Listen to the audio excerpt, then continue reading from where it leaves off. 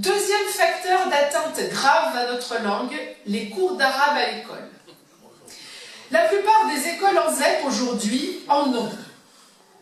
Ils sont mis en œuvre sur la base, alors je vous lis exactement la loi, parce que je suis allée la chercher, moi je suis une fonctionnaire, je suis directrice d'école en ZEP, on ne m'a pas demandé mon avis si je pouvais mettre en œuvre ces cours d'arabe dans mon école. Donc tous les lundis soirs, il y a des cours d'arabe dans mon école et je peux vous dire qu'il y a de plus en plus d'élèves qui s'y inscrivent, à partir du CE1. Alors donc je suis allée voir exactement ce que disait la loi. Ils sont mis en œuvre sur la base d'accords bilatéraux, prenant appui sur une directive européenne du 25 juillet 1977, visant à la scolarisation des enfants des travailleurs migrants. Sauf qu'aujourd'hui, mes élèves, ce ne sont pas des enfants de travailleurs migrants.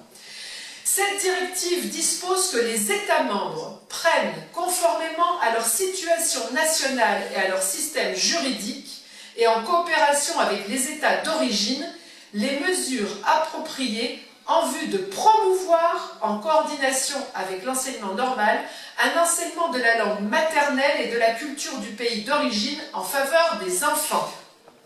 Le principe qui fonde ces enseignements à l'origine est que la maîtrise de la langue maternelle est un préalable nécessaire à la réussite d'une langue seconde. Ce qui veut dire que le français, ça serait considéré comme une langue seconde. Voilà. Les objectifs poursuivis étaient complémentaires. Écoutez bien les objectifs poursuivis. Structurer la langue parlée dans le milieu familial.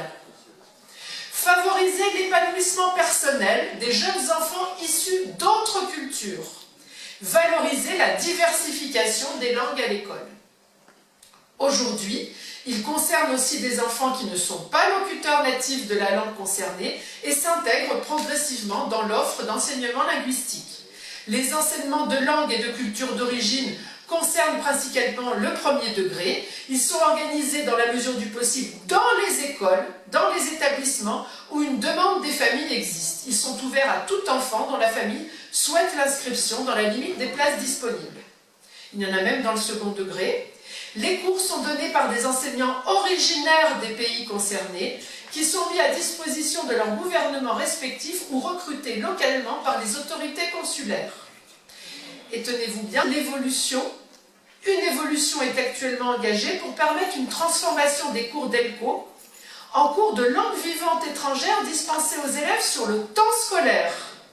Cette évolution permettra de valoriser par une plus-value pédagogique l'apprentissage des langues concernées tout en s'inscrivant pleinement dans le cadre d'une politique linguistique cohérente et diversifiée mise en œuvre dans les cartes académiques des langues.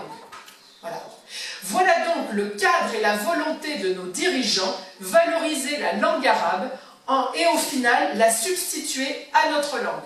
Ce qu'il faut dire que je ne connais pas d'école en ZEP qui fait des cours d'espagnol, d'italien, de portugais. C'est des cours d'arabe. Voilà. Nous perdons, comme je vous l'ai dit tout à l'heure, des heures de français et nous devons instituer des cours d'arabe sur le temps de classe, puisque cette évolution, ça va être sur le temps de classe. Autre inquiétude légitime concernant ces cours. À l'heure où nous sommes en état d'urgence, il faut savoir que le professeur d'arabe n'est pas inspecté. Il pourrait donc enseigner à l'intérieur même de nos écoles la charia ou bien le djihad. D'autant plus que l'arabe enseigné est celui utilisé pour l'enseignement de l'islam et non celui parlé à la maison. Autre trouble créé par la tenue de ces cours dans les écoles. La commune doit mettre à disposition ses locaux, le matériel pédagogique du personnel municipal sans l'accord du maire. Ce qui revient à dire que le contribuable paie ses enseignements sans qu'il y ait eu la moindre délibération en conseil municipal. Alors de plus en plus de maires, et nous nous en réjouissons, c'est pour ça qu'il faut le dire, de plus en plus de maires refusent de mettre à disposition des moyens pour ces cours.